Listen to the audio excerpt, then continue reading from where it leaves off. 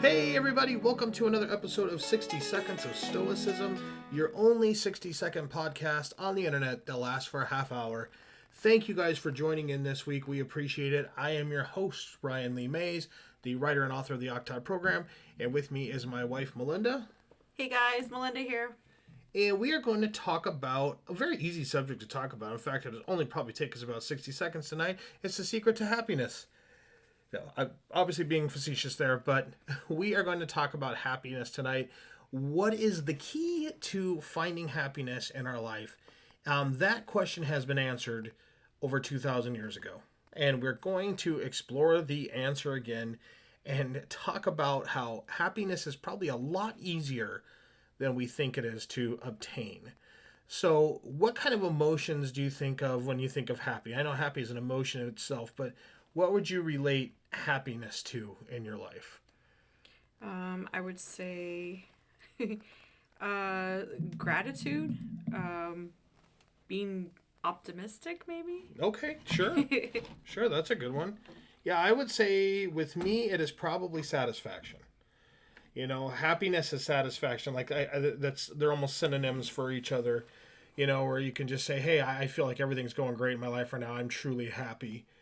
But we find out, and we're going to find out, that happiness doesn't really come from maybe the external satisfactions that we think we have in our life, the things that we're achieving or obtaining in our life, and it actually comes from a completely different area that we have.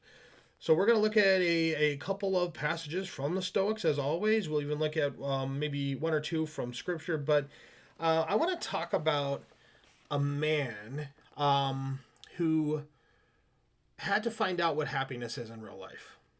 And it's not because he was a greedy person. It's not because, he was just very blessed. I don't know how else to say this. He was very, very blessed. He had a lot of stuff. You guys probably know this story.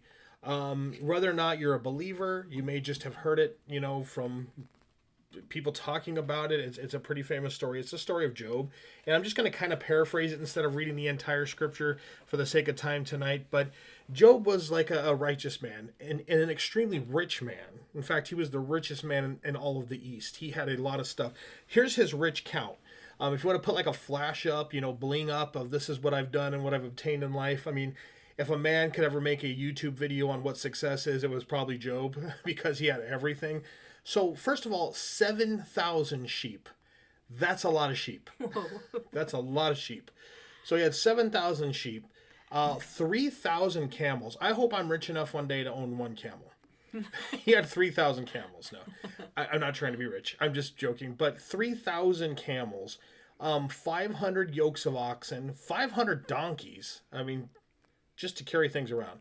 500 donkeys, and then he had 7 sons and 3 daughters to top it off. So big family, big, what would you even call it? Sprawling acreage full of creatures. Oh yeah. Tons of servants to take care of everything. To just think of having to bathe all of those camels, those 3,000 camels. So it takes a lot of servants, a lot of people. You're talking a lot of food to feed the family, food to feed the animals. Wow. Yeah. And Job's kids like to party. It says that the sons would invite the daughters over and they would have like these big feasts, these big parties and everything. And then Job would actually like make sacrifices afterwards because he's like, I know they probably did something bad. So I'm making a sacrifice on their behalf. So anyways, as the story goes, God is meeting with the angels and Satan shows up and says, hey, I'm kind of just been hanging out. God's like, what are you doing, Satan? He's like, I'm just hanging out, walking around, going here and there, checking things out. So then God says, hey, did you consider Job? Like Job's pretty faithful. You're not going to really be able to shake him. And the devil's like, okay, yeah, that's only because you protect him. Like, look what you gave him. He's got every single thing that a person could have. Sure, his life is good. He has no reason to curse you. And then God says, okay, fine, do what you will, but just don't hurt him. And so, man, does he. So the story says that while Job's out, one day his servant runs up to him and he says, look, marauders have come in and they have stolen your flocks. They're stolen your camels. They killed your servants. And then while that person's giving him the bad news, then all of you probably lost these servants that Job, being a good man, was probably very close to and took care of well. But he's also lost, part of his herd now. Another marauder came up to him, or another person came up to him and said, fire just rained down from the sky. Fire came down. Satan made it rain fire. It came down from the sky, and it killed all your sheep and all your servants. And then while he's talking, another person runs up and says, marauders came and just took all your camels. They took all 3,000 of your camels and then killed all your servants that were taking care of those camels. So in one fell swoop, Job has lost everything monetary in his life. He lost his herds. I mean, this was representation of money. It was expensive. And to lose all of that was losing your wealth. But while that person was speaking, another messenger ran up and said, Job, while your kids were having one of their famous parties, this wind came in and destroyed the house, and it collapsed on top of them, and they're all dead. They're all gone. That's crazy. No, this man went from hero to zero pretty quick, as far as like in the eyes of society. He lost all of his wealth, lost it in a second, and lost all of his family. Job's response to that is basically the Lord giveth and taketh away. He said, naked I came from the womb, naked I'll return. Basically, I have nothing and I will leave with nothing, and this is just how God wanted it. Or as the Stoics would say, this is just how fate was supposed to be, is that I was not supposed to have this. But then the story goes on that the devil tells, God, well, that's because he himself has not suffered anything physical. And God basically says, okay, do what you want to Job, but just don't kill him. You can have whatever else. So he strikes Job with boils. I've never had a boil in my life. I know people who have. It is supposed to be the single most painful lesion you can have on your body. And it says that Job was covered from the top of his head to the bottom of his feet. And what happens is once those boils crust over, you are basically just dripping ash all the time. And so Job gets to a point where he's so depressed that he is in a scrap heap with a broken piece of pot scraping the shards of dead skin off of his body right after losing every single thing that he owned and every single thing that he loved.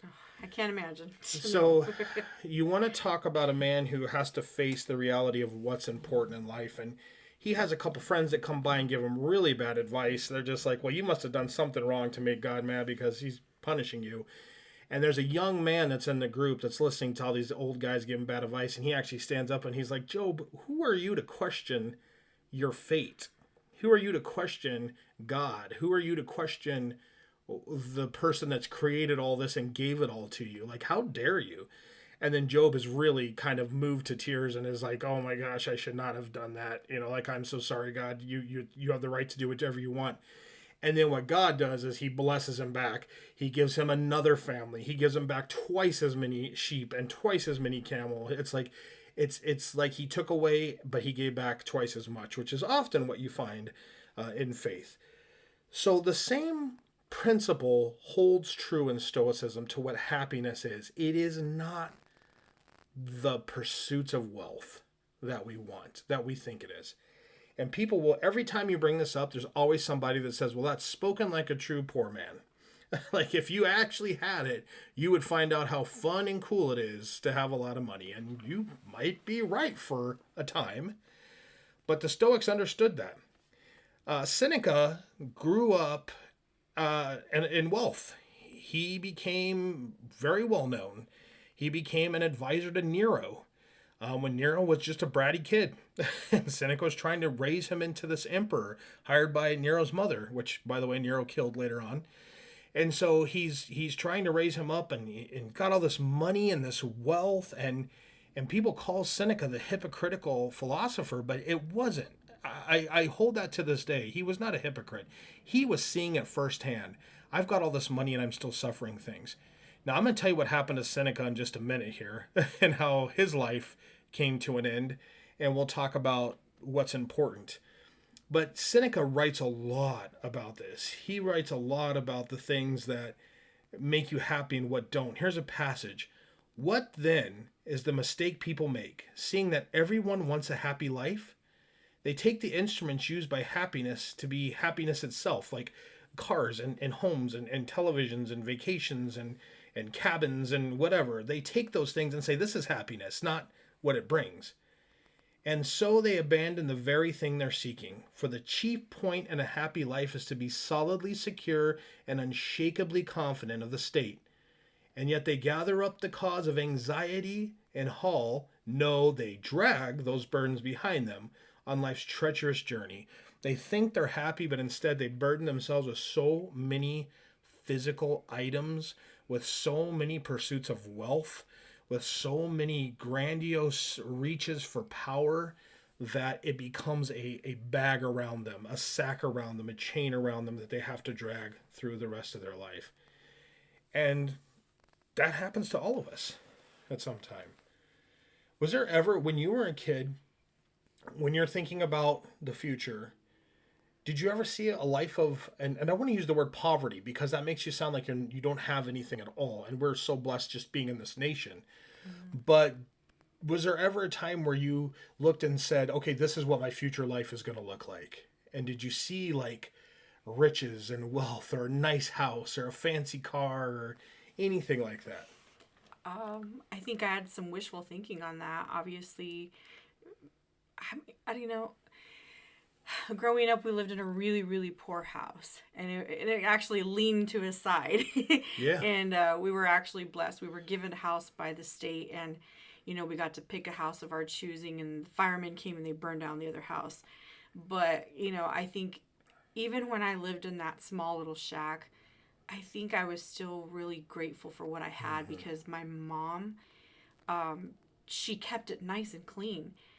Even though it was a shack, but everything was just neatly in its place. It was really well kept up. Like the guy was just like, wow, this is amazing. Your house looks like this on the outside, but when I come in, it's just beautiful, She was always really good at making the most of, even out of the littlest that we had. And so, I don't know, I think I just looked at the happiness that was like spending time with each other. But then maybe as I got older, you start to see where other kids lived, and you went trick-or-treating and you started to really see the other houses and stuff like that. But I don't know that I think I admired it, but to be honest, I never really put so much thought into like, that's what I want. Yeah. It was kind of like, wow, that's really nice. And I also really didn't really see myself living in one of those houses. Mm-hmm. So more realistic. Yeah. You. I love I was pretty content with what we had. I love that you said that. I love how you said, you were in poverty. It's not really what you have, it's how you have it. Yeah. And that's what your mom did, with your homes. Like, this is all I have. I'm going to make it the best I possibly can. She did. She really taught us to appreciate what we had. Wow, that's the word right there, appreciation. That's what we lose, I think, is appreciation for the things we have. Seneca says, as long as we are seeking a benefit, there is nothing that we value more highly. But once we've obtained that benefit, there is nothing that we value less. And man, that is so true. It's enough is a fallacy. There is never enough. I write about this in my book. There is never enough. If what you're thinking in your head is just one more thing and it'll be enough. One more thing, one more promotion, one more item, one more zero in my bank account, to make my assets grow, there will never be enough. It doesn't exist. He goes on to say, what makes us forget the favors we've obtained? Our desire is to obtain more. We don't think about what we've been granted already, but only about our next request. We are drawn from what is right by wealth, honor, power, and everything else that is precious in our eyes, though cheap in actual worth. What is power? Is it worth anything to have? Well, yeah, power's what we all want. We can control our lives. We can control other people's lives. We have that until somebody comes and knocks you off. And now your power's worthless. Yeah, we see that all the time. We see it happen in countries all the time, where there's a dictator and then the people rise up and now the dictator is out or dead for it and the power's gone. But we want those things. Epictetus said, in things relating to the body, such as your food, your drink, your clothing, your housing, and household stuff, limit yourself to what satisfies your basic needs and cut out everything that's pretentious or self-indulgent. And that is one of our sayings that we have for 60 Seconds of Stoicism, one of our quotes that we put up. No more than is necessary, no less than is prudent. As one hand gives, the other one takes away. So you're giving me something, that's good, but I'm also giving you something back. And I think that is the definition of happiness, satisfaction with having enough in the moment. Yeah. Nothing else will ever bring happiness than that. That is the key to life, folks.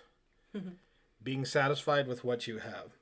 So we're going to do an experiment here. And if you're listening to this and you have a chance to do it, if you have a piece of paper to jot by, or just do it in your head, you don't need a piece of paper for this. Here's the first question. Name 3 things you have in your life right now that brings you happiness that cost no money. Okay. What are 3 things in your life right now that brings you happiness that cost you no money? What are 3 things that you have in your life right now that you would say cost you no money that you really like, or that, bring you happiness? Well, first of all, it's my faith. Spending time with God, and that's in prayer and studying His Word and studying philosophy now. Just learning more about this. So, continual growth, and then health. Obviously, my health. Trying to, just practicing self-care, exercising. That helps with my mental health as well, you know. And then my family, my husband, my mom, I'm glad I made my way in there. Yes. Thank you. I appreciate that. Yeah. So, yeah, just, seeing you at your computer or reading a book in the chair brings me happiness. Watching my mom sitting at the table, scrolling on her phone and reading, and just getting her update on family on Facebook. And coming into the room saying, "Oh, look at this," or "Look at that," or just hearing her giggling and laughing at little memes that she's watching. Listening to the girls at the end of the hallway, doing karaoke in their room and laughing and cackling and screaming really loud. And sometimes we have to close our door because they're so loud. Yeah. But it's just the little moments, the little things like that that bring me happiness. And see, that's beautiful. And that's very Marcus Aurelius of you, because he talks about the little things, about watching the stalk of grain bend low under the snow, and watching how when bread bakes in the oven, how it rises up and it starts to crack open and the steam comes out. And it's the appreciation of those little things that really do bring the happiness. Mm-hmm. That's where it is. Now, the next part of this experiment, you also listening, is come up with the 3 things in your life that make you happy that cost money. Okay. That you have.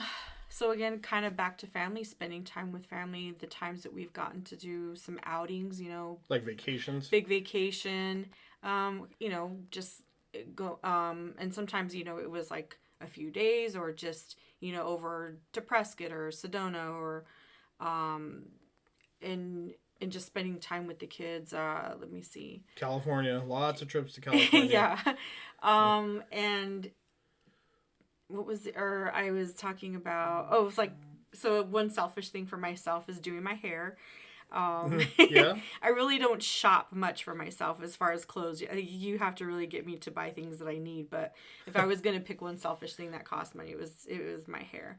And going out to dinner and a movie with either you on a date night or with the kids. Yeah. Oh, So, that's yeah. good. That's good. I would say for my 3 things that cost me no money, of course, faith and philosophy, I'd agree with that. My wife and my family, of course, I would agree with that. Education, I do pay for school. I do buy a lot of books and stuff, but education can be found anywhere. You flip on YouTube, you can see 100 videos from colleges, from professors talking about topics that you can get for free. So that brings me happiness. That's something that's free too, along with my faith and my family. And then the things that cost money, I love Lego. I've always loved Lego, guys. That's one thing I've always done. And Lego is expensive. They're about to go public, which means they're going to sell their stock soon. Oh, wow. And hopefully we can get on the tail end of that somehow, because I know we're not going to hit the opening, and get some stocks. But Lego is fun, but it costs a lot of money. Of course, moving and movies and dining out and going on dates with you, that's something that is a lot of fun for me. And then I put buying books. I buy a lot of books. So we have a shelf full of books, and if you go into the living room, you'll see 2 4 cases with all Books. your Star Wars Lego sets. Yes, that's true. It's a lot of books and a lot of Legos. That's true. But we love it. Yes, but I don't buy them as much anymore because I am trying. Not the Legos. I don't buy as much anymore. I still buy books a lot, but I am trying to have a more simpler life and maybe do it every once in a while instead of routinely with that. Now here's the last part of this exercise. Of those 2 lists we did, which one can you live without? You have to get rid of one. Is it the list with the things that make you happy with no money, or the list of the things that make you happy with money? Which one would you get rid of? I don't have to go do my hair. I don't have to pay. Like, I have a pair of scissors in the bathroom, and a majority of the time I do my own hair. You don't trust me to cut your hair for you? Probably not. I wouldn't either. No, I could dye my own hair. I can cut my own hair, so I could actually eliminate a cost in that. We can watch a movie at home, and vacation. I mean, we could do a staycation. So true. Or just drive to some place that's beautiful and then drive back. That doesn't cost a lot of money. Those are things I can live without because there's so many other ways that my mom taught me as a kid that I can make. I could do without money. But we couldn't live without family. No. We couldn't live without our faith and philosophy, and you couldn't live without your health and education on my thing. We can't live without those things. We have to have those things to be truly happy. So then why are we constantly trying to seek the other list? The things that cost money to make us happy. Well, we just said we can live without those things, but the other things we can't. I think sometimes people get really comfortable. They take for granted the things that they have in front of them, the people that they have in front of them. Society moves really fast and it's constantly flashing. You could have this, you could have that, and they say, you need to do this with your family. You need to have that to have a better life. It's people grow bored and they forget really and truly what their true happiness is. I agree with that. And I want to go back to another philosopher, Epictetus. So Seneca grew up a rich person. Epictetus grew up with nothing. He was a slave. He was actually born into slavery, was a slave for 30 years. Thankfully, was allowed to finally kind of fall under the tutelage of Musonius Rufus and become a philosopher. But he had his leg broken. He walked with a limp his entire life. He had to use a cane. Things were not good for him. He's far more on the Job side of the after Job than the before Job that Seneca was. And he says, all your possessions seem small to you, but all of mine seem great to me. Your desire is unfulfilled, and mine has already been fulfilled. When a child puts his hand inside a narrow-necked jar and tries to extract some tidbits, what happens? If he fills his hand, he can't get them out, and then he starts to cry. Let a few of them go, and you'll get the rest out. The same goes for you too. Let your desire go. If you don't want many things, you'll get what you want. Oh my God, this is why Epictetus is my favorite philosopher. I love it so much. His writing is beautiful, but it's also raw and it's not done to win awards. It's done to prove points. And we can picture that, a child putting their hand in that candy jar and grabbing that handful of candy and trying to get their hand back out, and they can't because the opening is now too tight for them to fit their full hand through. But if they drop just a few of those pieces, they can pull them out and actually get some of that candy. We don't do that. We want to grab all of it. All of it. And we don't focus on the few little things that we could actually have that could make our life happier. It's not that going to the movies produces happiness. It's that experiencing that with the people that go with you, that brings us the happiness for it. And that's what Epictetus is saying. Take the little bits as they come and appreciate them for what they're worth. All right. I want to look at one other one really quick here from Epictetus. He says, "For I am free and a friend of God, so that I'm willing to obey him. I shouldn't lay claim to anything else, neither body, nor possessions, nor political power, nor status. In a word, nothing, because he doesn't want me to lay claim to them. After all, if he did want that, he'd have made them good for me. But as things are, he didn't do that. And that's why it's impossible for me to disobey his commands. Protect your good always. As for everything else, be content with what's been allotted to you." as long as you make rational use of it and don't ask for anything more. Otherwise, you'll be miserable and wretched, impeded and obstructed. These are the laws that have been relayed to us from above. These are God's commandments. This is Epictetus. This is remember, he didn't believe in a Christian God for it. He was into the logos, the Zeus, if you would, the one God of nature over everything. And here he says, if this was intended for me to have all this stuff, I would have had it. But I don't. So this is not what I need in life. What I need in life is the simplicity that comes from it. Mm-hmm. So here comes the next question. Is it wrong for us to want the things that cost money? No, I don't think so. Because even in the Bible, God says, to enjoy the fruits of your labor. And so, but it doesn't mean I can go out and just splurge at all. I think as long as I'm mindful and making sure that my needs are met first, and then, then the other things can be added on. Mm-hmm. So it's just how you go about it. But I don't think there's anything wrong with that. Yeah. Seneca tried to, tell everybody that as well. It's nothing wrong with having that. It's basically how you obtain it. Yeah. If you have to draw blood in order to get what you want, then it's not worth it. Don't go for it. The other thought is Epictetus saying, just don't want it at all. Don't want those big things. Famous story about Epictetus having something stolen from him. And when his students came to him and said, oh my goodness, what a horrible tragedy, you had something stolen. He said, well, if I'd never had such a fine item, it wouldn't have been stolen. And that's how he looked at it. So being satisfied, obtaining happiness and saying, now I have my happiness and I'm just going to enhance it a bit by doing some of these fun things, going on the family vacations or getting your hair done every once in a while. You shouldn't feel guilty about that. Yeah. But when it becomes your sole driving force to obtain those things and you've lost sight, you've lost focus. Mm-hmm. Let's look at Seneca versus Epictetus and how their lives ended. Seneca would go on to basically be exiled away from Nero because Nero was going crazy, thinking everybody was trying to kill him, blaming Christians, having them persecuted, blaming everybody. This word of a conspiracy arises, and he says Seneca's involved somehow. Go kill him, even though Seneca's the one who raised him basically to power. And so when they come to Seneca's house and the centurions are ready to have him offed, Seneca asks, can I at least write a will and testament? And they're like, no, you can't. You got to kill yourself, which is something that the Romans did. Forced suicide was one of their ways of ending life back then. And Seneca said, then if I can't leave this to you, all I can leave you with is the example of my life. That is my gift to all of you, because there were some of his followers there with him. And so Seneca is such a student of Stoicism. He has become so dependent on little food that when he cuts himself, he doesn't bleed to death.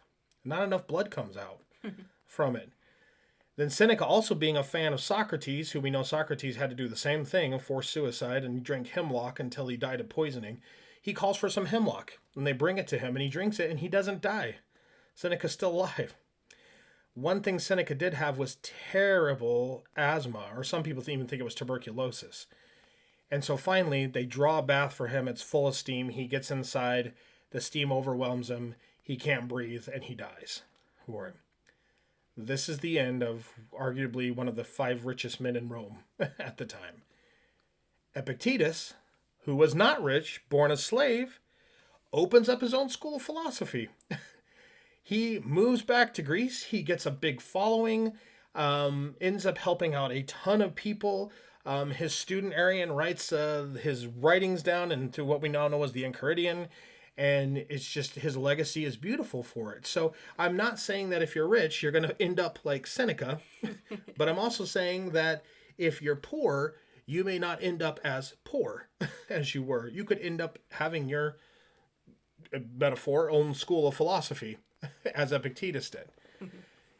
The point is to be satisfied with what's on the plate in front of you. So I want to leave us, we're almost up to time here. We're hitting 30 minutes.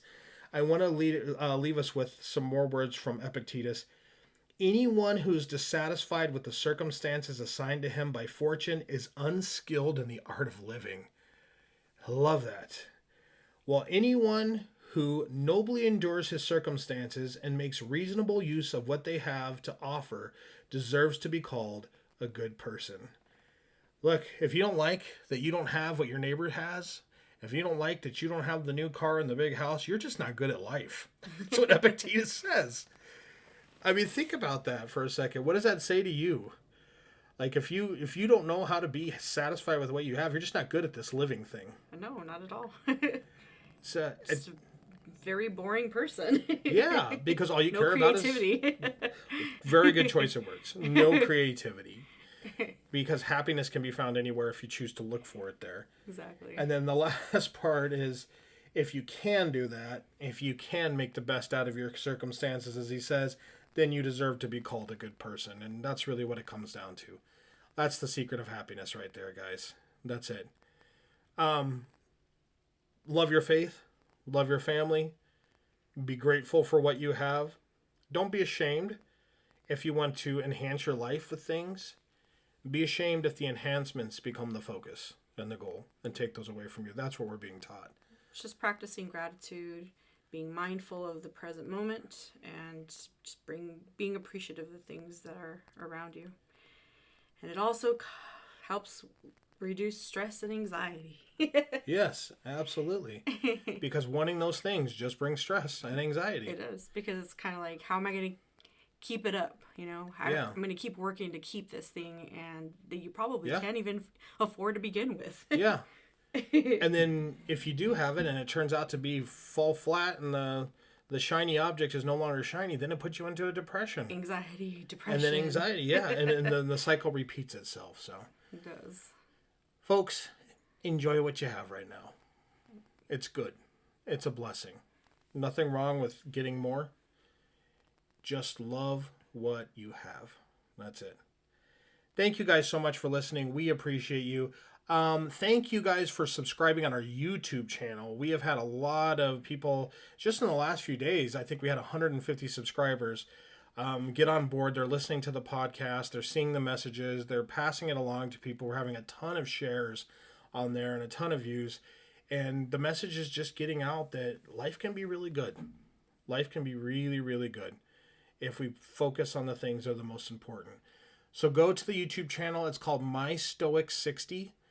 Again, that's My Stoic 60. Subscribe, share. We're putting some memes up there that we used to put on Instagram. Still do put on Instagram. Yeah. And then, videos, of course, that are on there and shorts and all kinds of fun stuff. We want to create that Stoic community. We want to hear from everybody. Yes, please. Yes. We want to hear from you too. Leave suggestions. For this very show, leave suggestions. Mm-hmm. If you want us to tackle a subject through the eyes of Stoicism, or faith or psychology, any of that, please let us know, because we'd be happy to do.